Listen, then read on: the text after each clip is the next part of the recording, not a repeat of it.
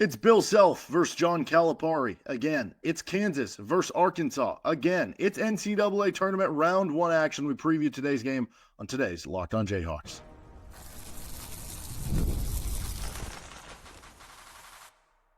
You are Locked On Jayhawks, your daily podcast on the Kansas Jayhawks. Part of the Locked On Podcast Network, your team every day. What's going on? Derek Johnson here. It's NCAA Tournament time, and this is Locked On Jayhawks. Thanks for making it your first listen every day. Thank you to everydayers catching each and every episode of the show. We are free and available wherever you get your podcasts, including on our YouTube page where you can like and subscribe. Releasing this a little early. Normally it was going to come out Thursday morning, but figured give you a little extra time to listen to it and get you ready for the Kansas-Arkansas game in the NCAA Tournament. Especially with, you're probably going to be watching games Thursday morning. So we're going to get into the matchup. Headlines, Arkansas scouting report, keys to the game for KU, players to watch on today's edition of Locked On Jayhawks that is brought to you by Game Time. Download the Game Time app, create an account, and use code LOCKEDONCollege for $20 off your first purchase with Game Time.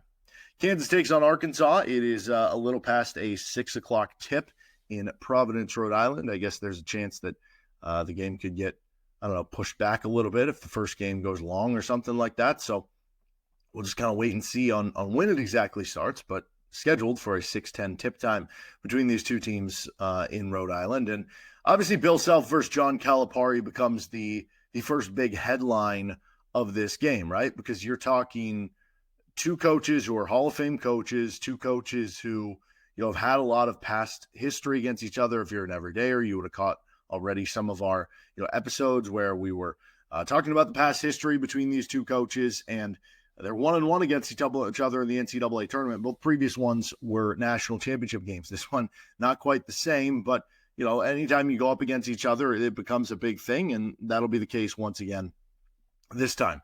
Where it feels like at this point, like, are both coaches throwing their 95-mile-per-hour fastball anymore? I don't know. With Bill Self, kind of remains to be seen. With John Calipari, probably not. But in this specific matchup, feels like these two teams are pretty even. Should be interesting. There's also interesting tournament history between these two. This will be the third tournament matchup between the two of them. The first was in 1991. That was a fun one for KU fans. The Elite Eight game in which Kansas defeated Arkansas. I think Kansas was the 3 seed. I forget if they're the 2 or the 3. I'm pretty sure they're the 3 seed. And defeated Arkansas in the 1991 Elite Eight. That was Roy Williams' first Elite Eight, or first Final Four team. And for a lot of Kansas fans who are, a little bit older than I am, like, that is one of their favorite generational wins, right? If you're a younger fan, maybe you have your favorites that come to mind.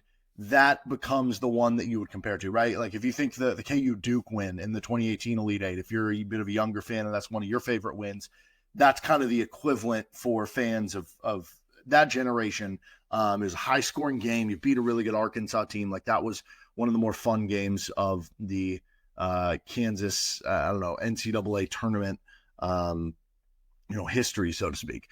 The most recent meeting in the tournament between the two, not as fun. Probably a game Kansas should have won. And had Bill Self been coaching, Norm Roberts did, everything that I think he could. But had Bill Self been coaching, hard for me not to think that Kansas doesn't beat Arkansas in the second round. Nonetheless, they did lose 2 years ago, and kind of sucks because that was the end of Jalen Wilson's career. That was the end of Grady Dick's career at Kansas. And it was a game in which, KU lost a close game that they could have won in a lot of different directions. In the end, I don't know, maybe it feels a little better knowing that UConn Buzzsaw was awaiting the Sweet 16 matchup, but certainly would have felt good to make it to the second weekend because we haven't seen a ton of those recently for KU. We saw 2022 with the national title, and that's the only second weekend we've seen since 2018, oddly enough.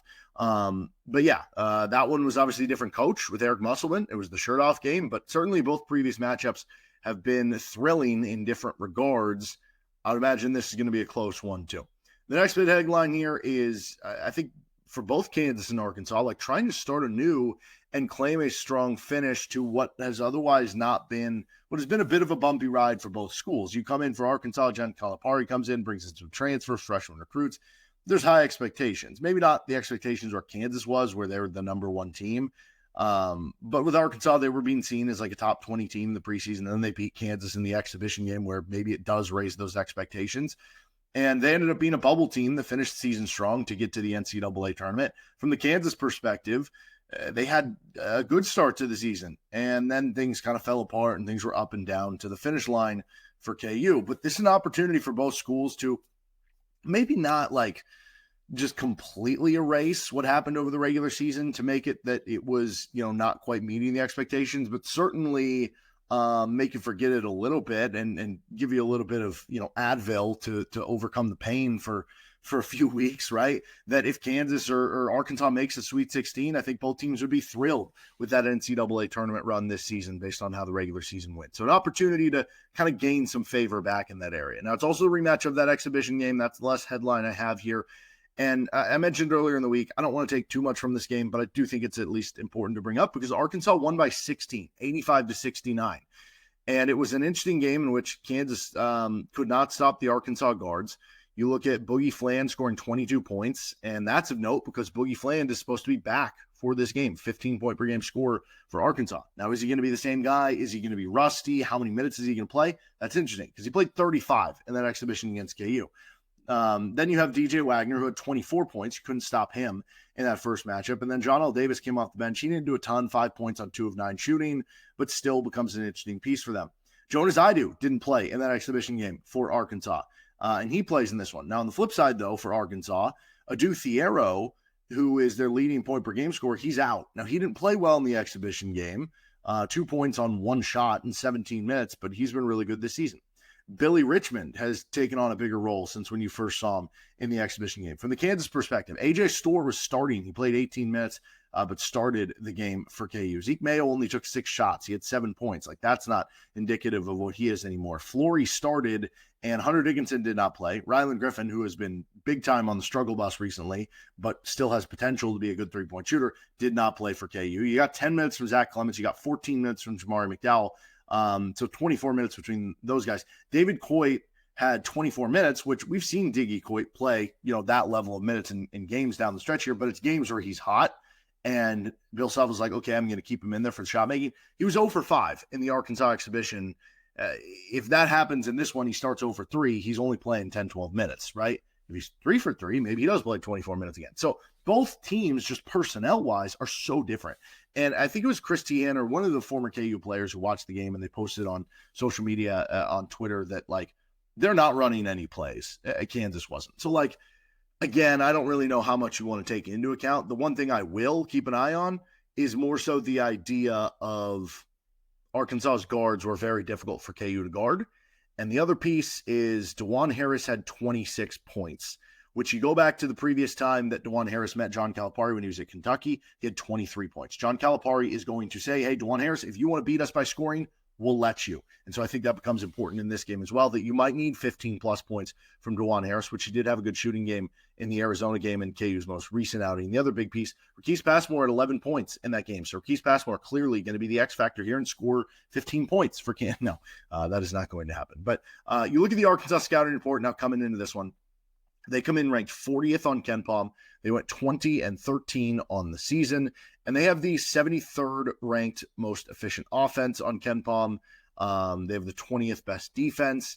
That was even more emphasized in SEC play, where they were 14th of the – how many teams are in the SEC at this point? 18, 20, whatever it is. They were 5th on the defensive end of the floor, which is really good considering all the teams that are like 1, 2, 3, 4 seeds in the SEC. They play fast. They get out in transition. They are top 70 nationally in tempo rating. They're a very tall team in terms of average height, which, mostly goes to their big men, but also they do have the ability of like a 6'6" wing and Carter Knox. They don't really have little guards. Like their guards are 6'3", 6'4". You look at the personnel of note, mentioned Adou Thiero is hurt, and according to John Calipari, he's going to be out for the game, so KU doesn't have to worry about him. On the flip side for KU, their injury report sees Shaq Moore. I guess he was practicing on Wednesday. So in a game where you're going to be looking to defend guards, how much can Shaq Moore give you after he's missed all these games? I don't know. Probably not more than 10, 12 minutes, but could he give you a good 10, 12 minutes to just help defend one of those good Arkansas athletic guards? Yeah, absolutely. And maybe that is the difference in you winning a close game. And so Boogie Fland coming back possibly 15.1 points, 5.7 assists, 1.5 steals per game, 37% from 3. what level is he going to play? Is he going to play 30 minutes and look like that exact guy when he comes in right away? Or is he going to be somebody who plays 15 minutes? Or is he going to be somebody who they try to play him a big minute total, but he's just not the same guy? The shots aren't falling and he's too rusty. That'll be very interesting. 6'4" sophomore guard, DJ Wagner, 11 points per game, 3.5 assists per game. Had that big exhibition game, 41, 31, 81 splits for him this season. And then 6'4" guard, John L. Davis. He's had a lot of success in this tournament, putting up big numbers and, advancing Florida Atlantic to the Final Four a couple of years ago. This season for the Hogs, 11.2 points, 3.3 rebounds, 1.5 steals, and 38% from the floor, 32 from three, 84 at the foul line. It is interesting, though, you look at those three guards, even though they're really good players, the efficiency isn't always there for them. Then you look at the wing, Carter Knox, 6'6". He's a freshman who put up 8 points, 3 rebounds, 33% from the floor. But as we mentioned on one of the previous episodes, really good corner three-point shooter, and he's playing well. He's at double digits in 7 of their last 9 games. They have another freshman, 6'5", Billy Richmond, who's a powerful wing, 54% from the field, not a three-point shooter, but you look at him since February 8th, 8 points per game, over 3 boards per game, so interesting player there. 2 bigs for Arkansas, which is on one hand a good thing for KU because it goes style on style. On the other hand, they're just bigger than you with the 2 bigs, at least at the 4 position. Trayvon Brazile is 6'10", goes for 6.5 points, 5 rebounds, over a block per game, 63 from the floor, 41 from 3. He can really shoot in space from the outside. 6'11", 240-pound Jonas Adou, the Tennessee transfer, who didn't play in the exhibition. 6.4 points, 5 rebounds, over a block per game on 57% from the floor. More of a rim roller dunker type. Really good defender. Interestingly enough, though, Hunter Dickinson had an amazing game against Jonas Adou in the Maui Invitational third place game when he was back at Tennessee just a couple of years ago for Kansas.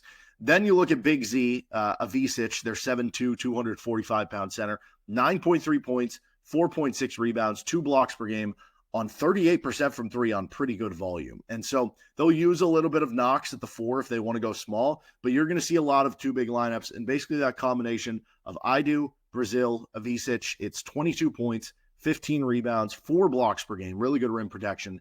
And in the case of Avicic and Brazile, it's 68 of 175 from 3-point range, which, I mean, that's good volume. 175 threes, you're basically getting 5 per game between those two, shooting at about 39% from 3-point range. So some very interesting personnel for KU to try to defend. We had a recent episode talking about the player matchups. Thank you if you already caught it. If you haven't, check that out as well. Let's get into the strengths and weaknesses, though, for this Arkansas team. Keys to the game for KU, players to watch. Still more to come here with Locked On Jayhawks. Our episode of the show today is brought to you by Monarch Money. Ever check your bank account and wonder, where did all my money go? Between dining out, online shopping, and entertainment, it's easy to lose track. That's where Monarch Money comes in, your personal CFO, giving you full visibility and control over your finances. Monarch Money isn't just a budgeting app, it's a complete financial command center. You can track all of your accounts, investments, and spending in one place, so you stop just managing your money and start building wealth. They've all-in-one convenience. Instead of juggling multiple apps, you can use Monarch to check your finances, track spending, and even plan long-term goals. Take control of your finances with Monarch Money. Use code LOCKEDONCollege at monarchmoney.com for 50% off your first year. That is monarchmoney.com code LOCKEDONCollege for half off your first year with Monarch Money. Episode of the show is also brought to you by Game Time. Imagine watching your favorite team live, feeling the energy of the crowd, and witnessing unforgettable moments. There's nothing like experiencing a big game in person, and you can do that during the NCAA tournament. And, you might be thinking, hey, I'm in the local area. I'll go to the Wichita regional, which features games like Missouri and Drake. And if you're getting tickets to something like that, or if you're up in the area in Providence and you haven't gotten tickets yet, you shouldn't be stressed out about getting the tickets. That's where Game Time comes in, making it easier than ever to grab last-minute seats at unbeatable prices. With Game Time Picks, they have a curation that makes it easier to find better value for your tickets for sports, concerts, comedy, theater, and more. So I'm looking right now. You can get into the an all-session pass to the Wichita region pod, whatever you want to call it, at Intrust Bank Arena. And I'm talking all-session pass. I toggled on the Game Time Picks. I toggled on the all-in pricing, so you're not surprised at checkout with fees. I'm looking at little as, here's one on Game Time Picks, for $224. That's for an all-session pass. You get all the games on the 20th on the Thursday for that opening round game, and you get all the games on the second round on the 22nd. Can't beat that. You can find that with Game Time. Take the guesswork out of buying tickets to Game Time. Download the Game Time app, create an account, and use code LOCKEDONCollege for $20 off your first purchase. That's LOCKEDONCollege for $20 off, LOCKEDONCOLLEGE. Download Game Time today. Last minute tickets, lowest price guaranteed. Thank you, everydayers, tuning in to each and every episode of the show. All right, so Kansas, Arkansas, first round. What are the strengths and weaknesses for the Razorbacks? Well, the strengths, they get to the free throw line and they prevent free throws at a very solid rate. They are top 7 in what has been a loaded SEC, and they are top 110 nationally in both statistics. For what it's worth, they have shot their free throws at a solid level too, so when they're getting there, they are taking advantage on a good rate there. Their 2-point offense and their defense from twos have been solid in both. They're middle of the pack in SEC, but again, you factor in how good the conference has been. They're top 60 nationally in 2-point offense right now, which makes sense. They have that litany of big bigs, and they have guards who are athletic enough to drive to the rim, really put rim pressure on you. Defensively, they finished top 4 in SEC-only games in 2-point defense, and they're top 90 nationally, thanks in large part to a top 10 block rate. Those 3 bigs we talked about averaging about 4 blocks per game. They're also decent at not turning it over and getting steals, but they're not elite at either. Now, the weaknesses for Arkansas, rebounding. They've been better at defensive than offensive. I wouldn't say that I would not call the defensive rebounding a weakness, but the offensive rebounding certainly has 13th in SEC games and 249th nationally in offensive rebound rate. And they have been only 10th in SEC games in defensive rebounding rate. So maybe more of a mild defensive rebounding team, not a very good offensive rebounding team, which is interesting. You would think that with all the big men that they have, the athletic guards, they would be really good at offensive rebounding. I think part of it is that with Brazil and Avicic, a lot of times those big men are shooting threes or spacing out the floor to where they're not down there to maybe grab some of those offensive rebounds. Also, this is not a great three-point shooting team. It is interesting because you can make the argument Avicic is their best three-point shooter, and he's a big man. They're 201st nationally in three-point percentage at 33.3%, and that's a number that has gotten worse over the course of SEC play. In conference play, Arkansas down to 30.8% from three-point range, which put them 12th in league-only games. They don't shoot them much either in terms of volume. So what are the keys to the game for KU? Well, key number 1 is arc battle, which is the battle in the paint, so to speak. On the season, Arkansas gets 34.8 paint points per game. That puts them in the 82nd percentile nationally, and that's a number that's been similar for them recently over their last 5, over the last 10 games, but it is down to the 55th percentile in conference games.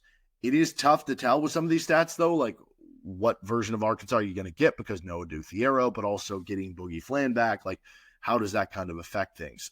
Kansas, though, is doing a pretty good job this season of sealing off the paint. They are allowing 28 paint points per game, essentially, which puts their defense in the 85th percentile, near one of the better numbers in the country in terms of, paint points allowed per game.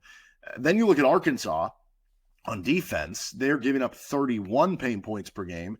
That ranks about dead average, 50th percentile nationally. In conference play, a number that dropped even further, though, to 37th percentile, so they've been worse at it recently. And that's where Kansas butters their bread on offense. 37 paint points per game. That puts them in the 93rd percentile nationally, with that number dropping a sliver in conference play and of late, but still to a level that's still good. So which team is going to impose their will more in the paint? Both teams like to get in the paint. Both teams like to score in the paint. Kansas has done a better job typically in preventing shots in the paint, though Arkansas has done a really good job if you're just looking at the percentages of teams shooting at the rim. And obviously both teams play, 2 big men. It's going to be very interesting how the teams kind of match up here. Number 2 is the transition battle. In conference play, the Razorbacks gave up one of the top quarters. So, one of the top 25% of field goal attempts in transition in college basketball. Kansas is a team on the season who's been above average in transition points per game, over 10 per game there. But in conference play, that number's down big time. So in conference play, the number dropped down to a little over 8 points in transition per game, which is 37th percentile nationally. Over the last 10 games, that's down another sliver to 8.2. And over Kansas' last 5 games, they're down to 6.2 transition points per game. This has not been something Kansas has been getting better at. This is something they've been getting worse at, but it is something that I still think they have the potential to be better at and get back to where they were last season, get back to where they typically are under Bill Self teams, get back to where they were earlier this season. And you have to be able to score in transition in NCAA tournament games. If it comes down to half-court defense, it becomes really, really difficult to score because games become a slog, because teams with do-or-die mentality are defending typically better. And just in general, there's been so much scouting over what you do, especially in a game where these coaches are familiar with each other, right? So you have to be able to score in transition. For what it's worth, Zeke Mayo, KJ Adams, those are KU's top 2 transition field goal shooters in Big 12 games in terms of attempts. And Mayo is shooting 50% on transition threes in conference play. So you want to continue to emphasize that. Now, on the flip side, Arkansas does this super well too. They're averaging 12.7 fast break points per game. That puts them in the 90th percentile. In conference play, it's dropped a bit, over 10 fast break points per game, but that's still, above average to good so far this season. So which team can get out in transition a little bit more? Number 3 is squeeze the orange. In wins this season, Arkansas is averaging 17 points off turnovers per game. That puts them in the 96th percentile during that specific stat. To go with the steal rate in wins, that ranks in the 83rd percentile. So in wins, Arkansas very good at getting steals, very good at converting those steals into points. But in losses, Arkansas is averaging 10.5 points off turnovers per game. That's about a 7-point dip. And that ranks them in just the 10th percentile nationally. To go with the steal rate, that drops from 83rd percentile in wins to 58th percentile in losses. So as you can see, our number 2 matchup, which kind of invoked transition defense, combined with not turning the ball over, which a lot of times leads the transition points the other way, that's going to be crucial for Kansas victory. And interestingly enough, from the Kansas side, they have a 13.3 turnover rate in wins versus a 17 turnover rate in losses. What does that mean? In wins, Kansas is in the 88th percentile in turnover rate. In losses, they're in the 14th percentile. So you can see very much for both these teams, Kansas on offense not turning the ball over, Arkansas forcing turnovers and leading that to points, very much is going to be tied to who wins this game. And I think this all goes back to something we talked about earlier this week. Again, thank you for an everydayer. The importance of Dajuan Harris to this matchup. It really does have to be everyone. This can't be a game where, Hunter Dickinson has 6 turnovers or, Zeke Mayo has 5 turnovers. But Dajuan is the guy that kind of spearheads that for KU. All right, what are the players to watch? What are the player matchups to watch? All that and more. This is Locked on Jayhawks. This episode of the show is brought to you by 5 Hour Energy. Daylight savings time snuck up on us again. And if you're feeling that lost hour of sleep, which I know I am, 5 Hour Energy has your back. The extra sunshine means more time for fun, but sometimes you need a little boost to power through. Whether you're staying up late watching the NCAA tournament, squeezing in a round of golf after work, or just trying to keep up with your busy day, 5 Hour Energy gives you that quick, refreshing pick-me-up whenever you need it. You might be staying up late watching these NCAA tournament games, especially with us being on Central Time. Thank goodness it's not Eastern Time. You might need that pick-me-up, especially in the morning. Or maybe you need that pick-me-up around that 3, 4 o'clock time. You've watched a bunch of tournament basketball. You're like, I could use a nap right now. But no, I got to keep going. I got to keep watching all these NCAA tournament games. Well, head to 5hourenergy.com to find over 15 flavors to choose from, including watermelon, blue raspberry, and peach mango. You can even build your own 12-pack or 24-pack delivered right to your door. Need one right now? Grab a 5 Hour Energy shot at your local grocery or convenience store. They're everywhere. Stock up today and stay energized with 5 Hour Energy. The NCAA tournament is here, and so is the bracket breakdown. Locked On Podcast Network and Amazon Fire TV channels are teaming up to deliver NCAA tournament coverage like never before. Watch studio shows featuring former players and Locked On's local experts as they guide you through every upset, buzzer beater, and bracket matchup. Stream it all for free on Amazon Fire TV channel. Search Bracket Breakdown to see it all for free. It's your team every day.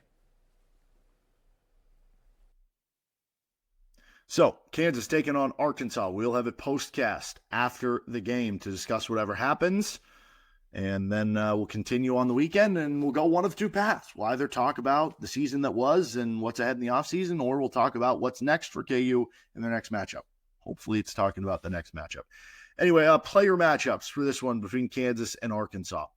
I as we talked about earlier, again, Dajuan Harris is the X factor of this matchup, so I think it would have to be Dajuan versus whatever guard lines up against him and he lines up on, whether it's Boogie Fland, DJ Wagner, or John L. Davis.